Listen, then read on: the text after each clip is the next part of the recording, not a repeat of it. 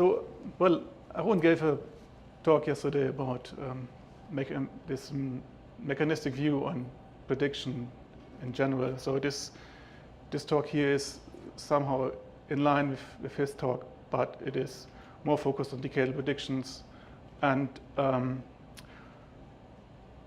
yeah, we are maybe in addition or maybe in contrast to your talk, it's more view on how statistics in general are going to be affected by ensemble size. You can think about whether it's in contrast or in addition to. I leave it open to you. So this is just an example of the MPISM low resolution model, and it shows skill of surface temperature for years 2 to 5. And the left-hand side shows you 2 examples of a three-member forecast skill scores. And if you compare these figures, would say, well, yes, of course, you have conceptually skill in North Atlantic, which is red, and you have, well, blue areas in the tropical Pacific. But if you look closely on it, and for instance, the black dots show significant values, significant skill scores. So, and if you have a look at if you get the first slide, you see, well, wow, we have a large skill score, forecast skill score in North Atlantic. And if you look at 3 other members, then we'd say, well, wow, this region has been shifted, and we have lost skill score. So if you're developing, for instance, a forecast system, and maybe this is your old forecast system, that's your new forecast system, you'd say, well, we have lost a lot of things. But the curious point is, well, they're all significant. So what did we wrong? So, and I think the answer is maybe that we have only used 3 ensemble members. Yeah? And also in the Pacific, you would say, well, we have made a big improvement when we go from here to there. But that's maybe only because you get significant values by chance. Yeah? So what I'm going to talk about is, I will first show you some results from a conceptual model. And then I go and show some impact of ensemble size in our MPISM model.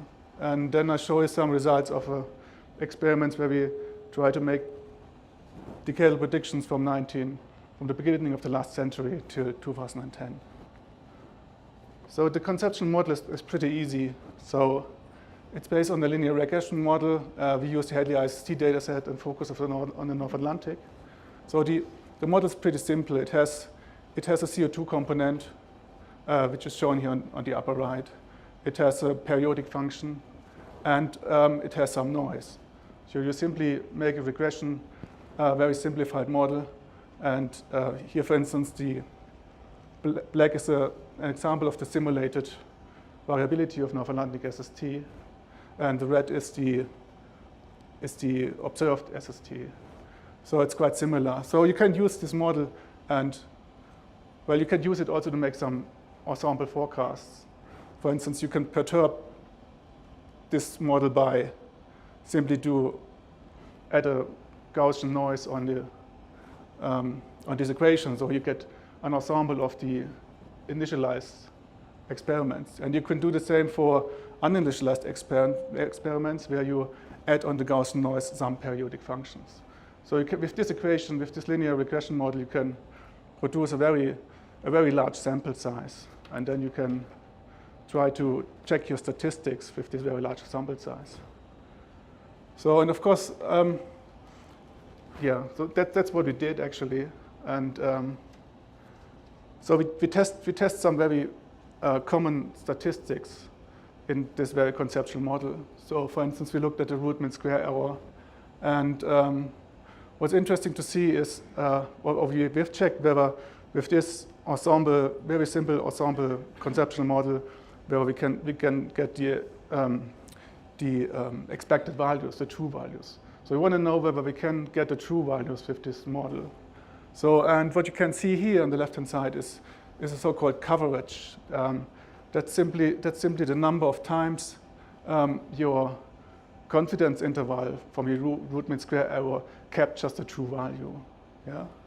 So, and what you can see here is the percentage as a function of ensemble size. It goes from 3 to 200, and the red is for the initialized simulations, and the blue is for the uninitialized simulations. And you can see that for a lower sample size, the expected value of your confidence interval isn't captured at all. So you need a very large sample size to capture these expected values. So on the other hand, you can ask, well, in which direction is my error going to? And that's going to be defined by the imbalance. So the imbalance is a measure of percentage of the confidence interval being above or below the true values. And in this particular case, as shown here, for lower sample size, your statistics, your confidence intervals are always biased towards higher root mean square errors. And that's also, so one can also argue for small k, for smaller sample size, your statistics or your confidence interval may not is proper statistic. Yeah.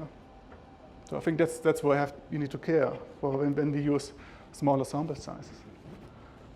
So and then of course we may ask whether this statistics I've shown you in the very first slide, where we have statistics here and there, where we have significant values here and there, whether these are really true. And to measure whether your significance test is really true, you can do that in terms of power as a function of our sample size.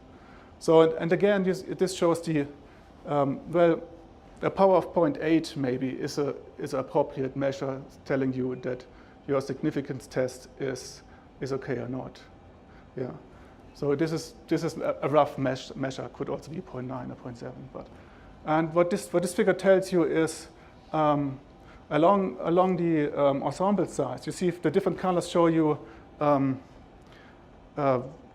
results where we have tested different lengths of the Hindcast sample.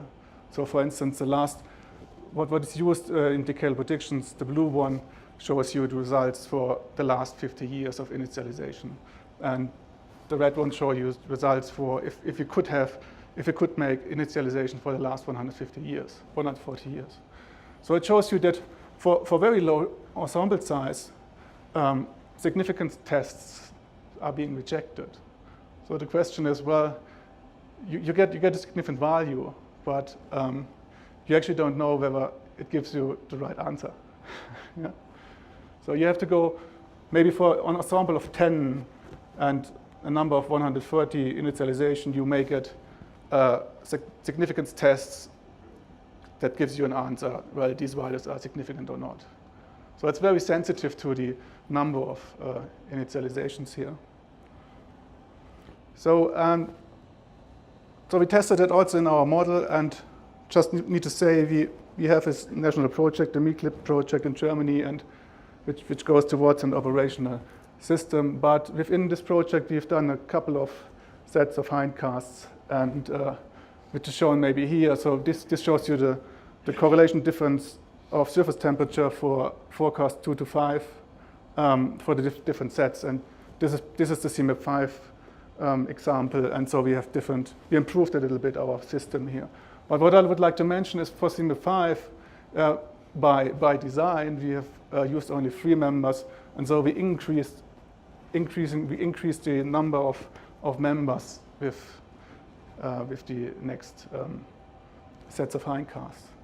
So, and what I'm going to show is our results from the so-called baseline 1 system, where we have used 10 members. So maybe some details. This is a low-resolution model. The atmosphere is initialized by full field. The ocean is initialized by anomaly of TNS. And we did yearly initialization of 10 members. Yeah. So that's only details. So, and here's maybe a plot showing the correlation as a function of ensemble size again for the North Atlantic SST for forecast year 2 to 5. And it shows you the correlations and the 95% confidence intervals of any possible combination of correlation. Yeah? For 2 ensemble members, you probably have a lot of combinations, and this bar gives you the 95% confidence interval of all possible combinations. And this is the dot show gives you the ensemble mean. And as you can see for the historical ones, there's a slight increase in the mean estimation of the correlation. That's also true a little bit for the initialized ones. But what you can see is that the spread, and that was Arun also telling yesterday, the spread for very low ensemble members is very large. And particularly the example I showed you at the very beginning, the problem in the beginning was that we have an uninitialized experiment which had a very, very low value. And if you calculate the skill score, then you have a very large skill score because your uninitialized was very weak. Yeah. That was the reason why you have such differences in the plots. So, but that's what I want to say. I mean, you have a large variations in estimations of your skill scores for very low ensemble size. Yeah, and well, here you have a large signal-to-noise ratio, but it's still increasing with large ensemble size. But we also looked at other regions. For instance, I'm interested more or less in the variations in the summer climate over Europe. Shows you here time series of surface air temperature over Central Europe, and this black line shows you the Atlantic multi-decadal variability, and it clearly shows that the coherence between these two regions. So, and so that's the same plot for this particular region, shows you also correlation against ensemble size, and you see the initialized hindcast are increasing with ensemble size, and even after 10 members, you still get significant difference between the initialized and the uninitialized runs. I think that's quite interesting because it shows you some evidence that we do get skill over land in a decadal prediction system. Although I'm not quite sure where this comes from.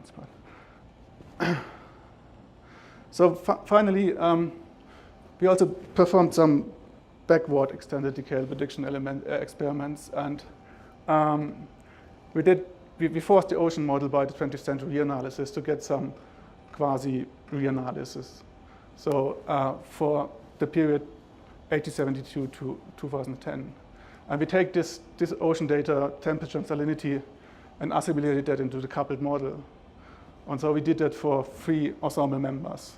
And so now we got the initial conditions, and we did a forecast for the period, the hindcast for the period 91 to 2010. So we have a very large extended period. So, and unfortunately, we only use 3 members, and you can say, well, that's a bit contradictory to what I've shown before, but at that time we did these experiments, we weren't, our knowledge wasn't that far enough. Okay, but in general, if you, just an example for, on the lower panels show you the correlation of the initialized runs for a short period and extended period. And just comparing these 2 figures, you see, well, on the extended period shows some more reddish areas. So we think we get more confidence by using hindcast for a 110-year period rather than looking by a 50-year period.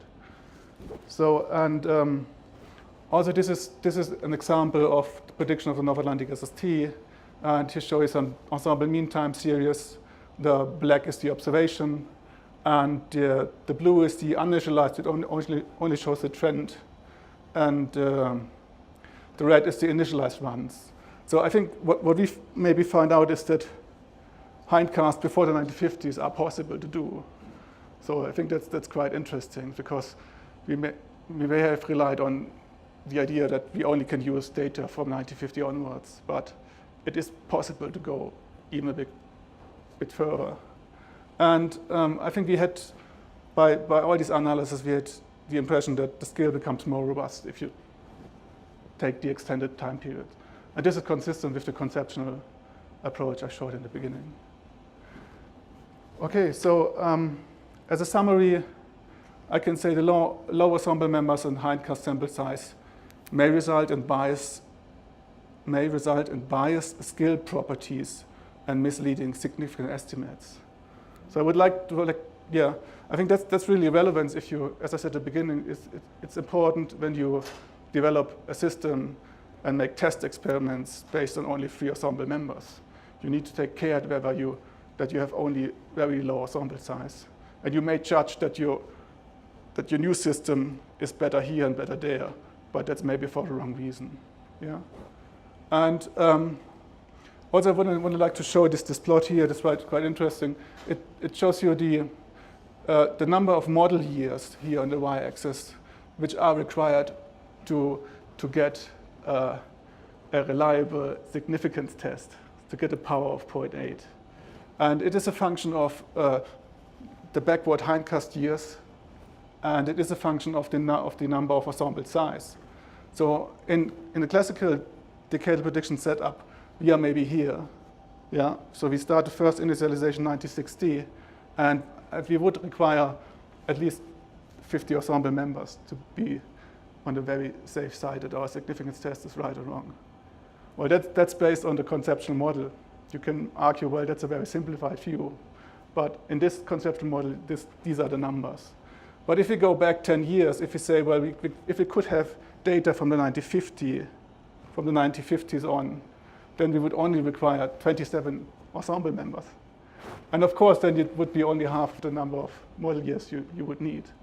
And if you even have data from the 1940s, then you would only need 15 ensemble members. Okay, we played a bit around, but I think that's the main message here. Okay, thanks. Thank you. I must say that 52 is a bit of a daunting number. Any questions? It's a statistical model. So I think this conceptual model is based on how frequency. Yeah. Also, in your case, it's just only 2 cycles or something. But if we have much more higher frequency, maybe ensemble size become much lower. Yeah, sure. This number are very flexible. Yeah. So, I mean, yes. If you go to another region, then the numbers are different, and if you have a different signal-to-noise ratio, you have different numbers. And if you consider, well, it's a very simplified model, of course, you're right. But I think the concept is clear that anywhere if you can go backward in time, then you do not need as much as you would need if you only have a short period. Yeah, actually we want to enhance ensemble size, but it also depends on the computational power. This is maybe the most toughest constraint, I have to admit. Yeah. So, excuse me if I'm asking a very naive question, because this is not really my area, but if you do a bunch of forecasts for the future, how do you know whether you're right or not? What do you compare? What's true? Because the real world only went through one ensemble member, so how do you tell how good your forecast was? How do you account for the chaos that's there? You do that by running more than one experiment. And it depends what the signal to noise and observations is, and that will determine what the skill is going to be. You don't know the future, that's why you're doing more than one runs. No, if you do it in the past, you're trying to do, I guess, the Hindcast, you're trying to predict what we already know from data from before The that. Hindcast, you do the same thing. You have one observations, but you do multiple forecasts to try to bracket that particular observation. And there's no difference in Hindcast and forecast. So you're skillful if what actually happened is somewhere in the spaghetti diagram of your predictions? Depends on what measure you use, but you're skillful depending upon what the signal to noise is. If the signal is high, you can get away with small ensemble, and in deterministic, you just need one. There's not one answer, because there's not one score. There's not one answer, okay. And there's not one answer. Okay, well, since there's not one answer, we'll go to the next question. Your utilized model assumes that you know perfectly the observation, so you have a perfect knowledge of the observational reference. Is there a way to introduce the observational reference uncertainty in this system, and how do you think it would affect the results in terms of, for instance, power? I think I haven't shown it, but the observations, you can also make an ensemble of observations by simply adding a random noise. So in this analysis we did. Of course, you may argue, well, what kind of noise would you like to add on it? And that definitely changes the numbers. So, well, as I said, it's a very simplified model, and the numbers are very flexible. But conceptually, it's like this. Yeah. Yes. So one thing I'm thinking about here is that I'm assuming when you're talking about your significance tests, you're applying some kind of standard test here. But in theory, there is no reason why you could not construct an appropriate test that includes small ensembles. Can you talk about why that's not a possibility here? Well, maybe I can. I mean, for in terms of the length, n as opposed to k, so k being. I mean, n and k are both going into the proper significance test would include n and k, and it's as if you're applying a significance test with only the n portion of it, and then saying, but it actually depends on k.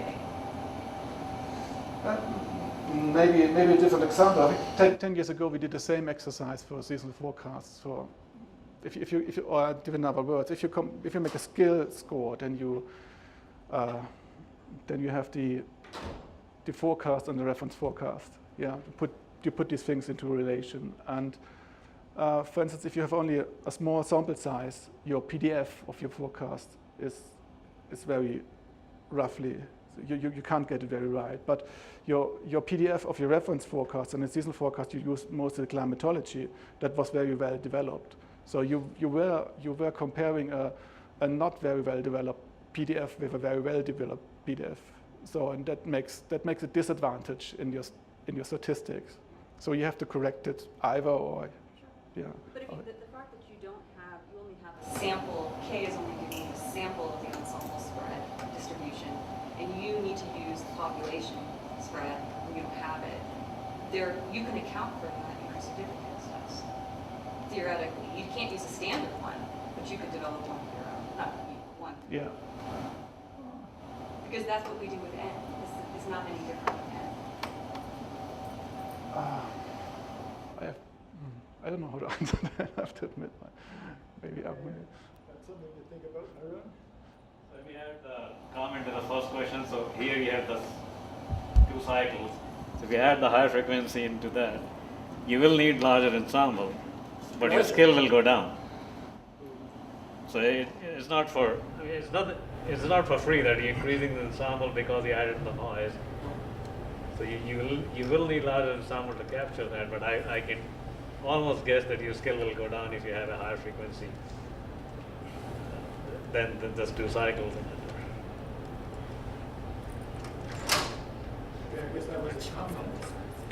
Yeah, higher. Do we have any time for questions? Yes. I'm curious how your UNCR Hindcast looks. Very large temperature bias. It's much too warm in that UNCR reanalysis, and just melts the ice, dumps fresh water into normal lands. How did you get around that? Not very much, I have to say. I mean, you see maybe here the green line is the simulation run, and particularly in the very beginning, we had a very strong freshwater export from the Arctic because it's too warm and it melts. And due to this freshwater export, we have this very low salinity layer in the Labrador Sea, and then that slows down the MOC. So because we start from a very, very low condition here, so that's maybe the bad side of this experiment. And so we couldn't use experiments before 1920s or so, because as I say, the Arctic is too warm in this reanalysis, and that provokes us. I presume strong salinity restoring to keep that under control.